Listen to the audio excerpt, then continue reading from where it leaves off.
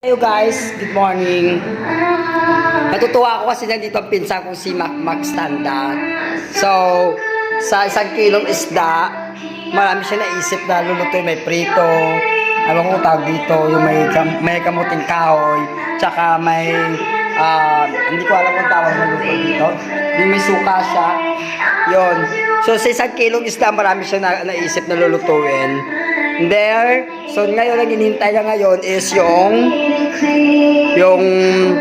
sinaing na kanin. But anyway, mauuna ako sa pagkain nila. Gugutom na ako dahil wala pa kaming kain. But anyway guys, thank you and good morning. Tara kain tayo guys. Ang daming ulam na naluto. Sa 1 kilong isda, marami siya naisip na lulutuin. Which is yan ang kahinaan sa sarili ko yung pagluluto. Kaya minsan kapag may lang yung pinsan ko, nagre-request talaga ako na magluto siya ng ulam. Then, visit. Kaya tayo. Masarap! Kaloka.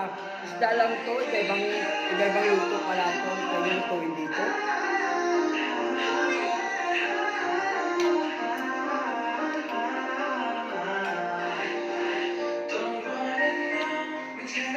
Alright, thank you guys. So, nakakain muna ako for tanghalian. Breakfast, hindi ko lang kakain. Kaya tanghalian, dumiretso lang sa tanghalian. Tapos mamaya hapunan na.